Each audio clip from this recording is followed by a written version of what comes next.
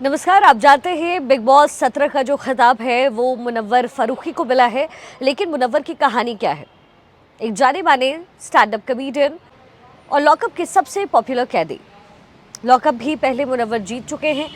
Big boss season 17 में जब वो आए तो उस समय बहुत पॉपुलर वो ऑलरेडी थे, लेकिन उनकी ज़िंदगी, उनका परिवार और उनसे जुड़े विवाद कौन कौन से रहे वो आपको बताते हैं। तो चलिए मुनव्वर के बारे में जानते हैं कि उनकी ज़िंदगी, उनका परिवार, उनका जन्म और विवाह, साथ ही विवाद क्या कुछ रहे। तो जाइए शुरू करते हैं मुनव्वर की कहानी। मुनव्वर फारूकी, उनका जन्म 28 जनवरी 1992 को गुजरात के जूनागढ़ में हुआ। मुनव्वर का पूरा नाम मुनव्वर इकबाल फारूकी है। वो एक मुस्लिम परिवार से ताल्लुकात रखते हैं। उनके परिवार में माता पिता और 3 बहनें हैं। उनके पिता ड्राइवर का काम करते थे। उनकी 3 बहनों में एक का नाम है शबाना, जिसके बारे में अक्सर वो जिक्र भी करते हैं स्टैंड अप में।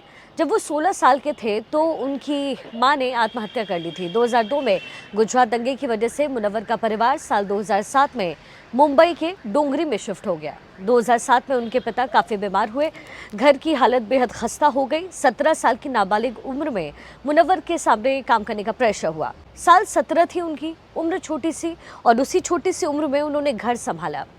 बहनों की शादी करने के लिए उन्होंने काम करना शुरू किया। दिन में काम, शाम को कंप्यूटर की क्लासेस। गुजरात से ही उन्होंने अपनी ग्रेजुएशन पूरी की थी। शुरुआत से ही उन्हें कॉमेडी और रैप का शौक था और साथ ही वो बर्तन की दुकान पे भी काम करते थे। मुनव्वर फारूकी ने स्टैंड अप कॉमेडी में अपने करियर की शुरुआत करने से पहले एक बर्तन की दुकान पर सेल्समैन के तरीके से काम किया। जब वो 20 साल के हुए तो उन्होंने ग्राफिक डिज़ाइनर के तौर पर काम किया, जहां उन्होंने कॉमेडी के वन लाइनर बनाने शुरू किए। 2017 में जब भारत में OTT प्लेटफॉर्म अपनी जगह बना रहा था, उस समय मुनव्वर ने कॉमेडी को समझा और कॉमेडियन का काम शुरू कर दिया। उसके बाद वो मुंबई आए, जहां से उन्होंने यूट्यूब पर अपनी कॉमेडी की शुरुआत की। 2019 में उन्होंने मुंबई के मलाड में अपना पहला गुजराती शो दो दहियों नाम से प्रदर्शित किया। जनवरी 2020 में उन्होंने ज़्यादा से ज़्यादा अपने वीडियो को सोशल मीडिया पर शेयर करना शुरू किया, जिसके बाद वो फेमस होने लगे। 2020 में उन्होंने भारत में राजनीति नाम के टाइटल से अपना एक वीडियो जारी किया, जिसको लोगों ने काफ़ी पसंद किया। 2020 में उन्होंने दी चौकीदार सॉन्ग डाला, जिसमें उन्होंने जमकर मोदी सरकार का मजाक उड़ाया। उसके बाद दी NRC सॉन्ग भी बनाया, जिसमें उन्होंने दिल्ली दंगों और भारतीय राजनीति पर काफ़ी चुटकुले और व्यंग किए। उनका पहला टिकट वाला शो फरवरी 2020 में मुंबई में खुला। उसी महीने उनके पिता की मृत्यु हुई।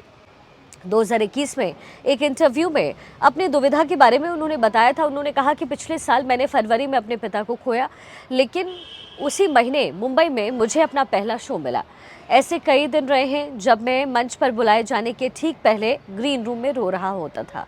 अगस्त 2019 में पहली बार डोंगरी 2 नोवेयर के सेट पर उन्होंने परफॉर्म किया और अक्टूबर 2020 में उन्होंने इसके दौरे की शुरुआत की। इंदौर में भी एक विवाद हुआ, जिसमें उन्हें गिरफ्तार किया गया था। अगस्त 2020 में उन्होंने अपना पहला ऑफिशियल म्यूज़िक वीडियो जवाब भी जारी किया था, जो काफ़ी पॉपुलर हुआ। वहीं अप्रैल 2021 में उन्होंने अपना दूसरा यूट्यूब चैनल मुनव्वर फारूकी 2.0 के नाम से बनाया, जिसमें सुपर मारियो और फॉल गार्ड्स जैसे जो गेम्स हैं वो खेलते हुए अपने लाइव स्ट्रीम वीडियो अपलोड करते थे। हिंदुत्व संगठनों की धमकी के कारण कई राज्यों में मुनव्वर फारूकी के 16 से ज़्यादा शो रद्द किए गए।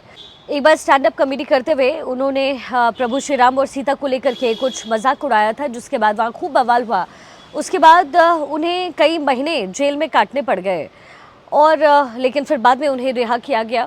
अपने इन्हीं कटाक्ष की वजह से कई बार हिंदूवादी संगठनों के निशाने पर मुनव्वर फारूकी रहते हैं और जब उनकी गिरफ्तारी हुई थी उसके बाद हिंदू समूहों ने उन्हें निशाना भी बनाया, लेकिन बावजूद इसके मुनव्वर फारूकी को काफ़ी पसंद किया गया और अब बिग बॉस के विनर बन चुके हैं मुनव्वर फारूकी। हालांकि अंकिता लोखंडे को लेकर के भी जो चर्चाएं थी वो तेज़ थी कि उन्हें भी विनर बनाया जा सकता है, वो भी विनर बन सकती है, लेकिन उन सबको पछाड़ करके मुनव्वर फारूकी ने ये खिताब अपने नाम किया है।